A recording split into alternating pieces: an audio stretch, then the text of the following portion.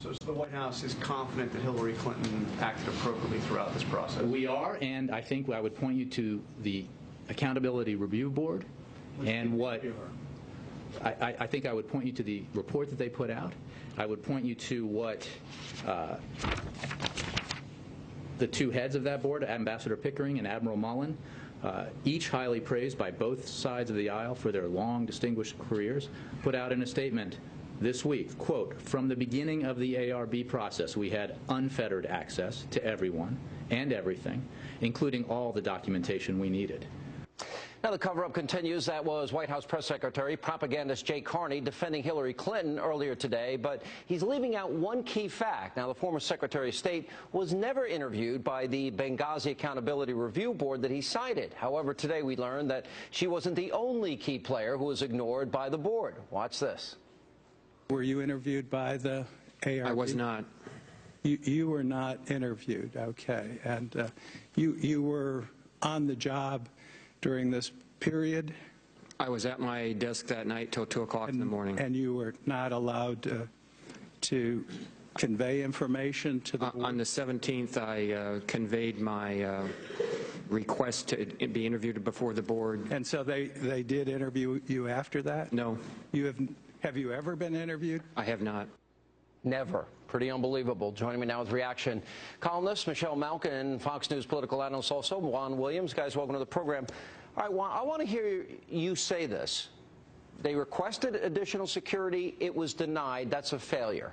During the attack, they didn't send help that was waiting in Tripoli, a C-130, to assist these guys. That was a failure. And afterwards, they got the story right until they changed the talking points for political purposes. You agree with all that? Have any disagreements? I'm totally in disagreement. Where? First of all, we know from the military, you know, from Defense Secretary, former Defense Secretary Panetta, from General Ham, you know, we can go down the line. The Joint Chiefs of Staff all have said the military made this decision, not the State Department, not the White House, and so they we made don't have the a commander-in-chief. We don't have a chain of command. Their people in danger. Wait a minute. We don't have a commander-in-chief or a chain of command, and that somebody along the way, we don't know who, 8 months later, made a decision and told them to stand down while Americans were under fire and getting killed in Benghazi. Is that what you're going to say? You know, you're just wrong. I mean, again, nobody was under fire at the time. The attack starts at 9:45. And keeps Our going. first team gets there at 5 a.m.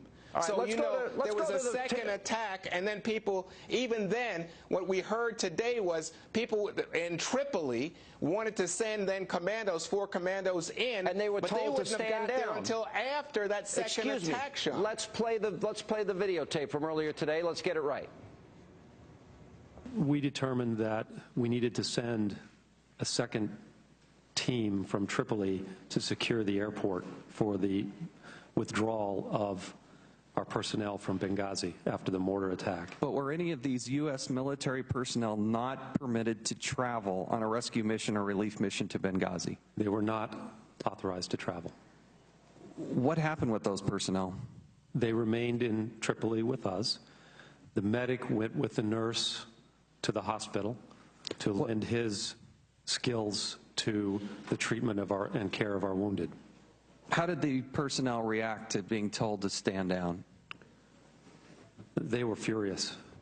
Now, Michelle, I'll ask you. They screwed up before, they screwed up after, and then they lied about it. And I think it's pretty well chronicled. Tell me where I'm wrong. That's right.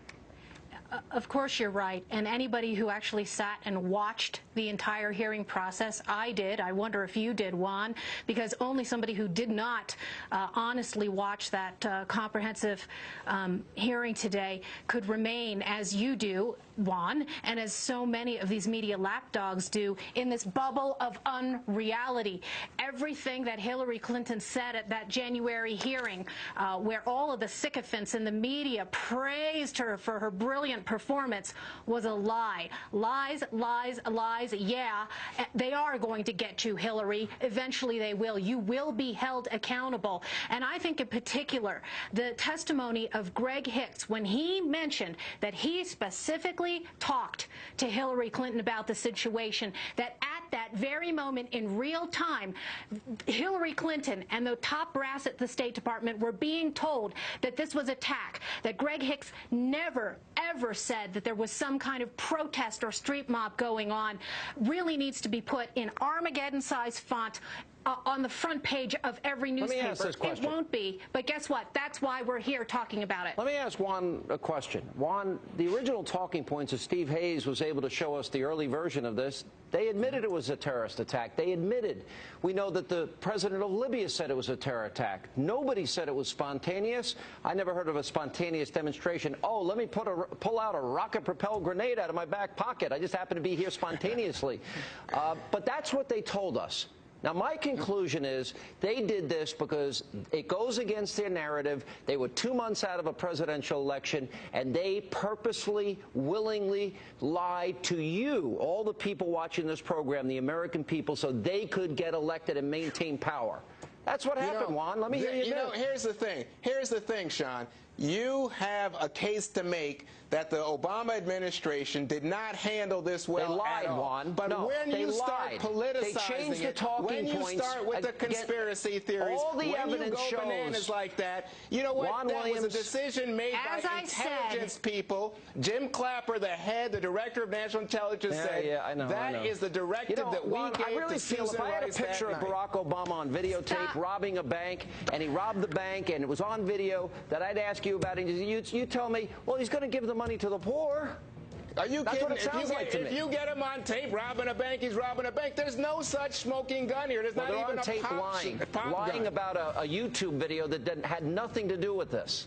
Last word, Michelle. Lying about what YouTube video? What are you talking about? It's clear that he did not listen to the testimony from these 3 brave veteran whistleblowers. One of the bottom line quotes from Greg Hicks, quote, "The YouTube video was a non-event." This is the biggest lie from this administration and from this woman who still has political aspirations. All right, guys, thank you. We're going to continue to stay on this story.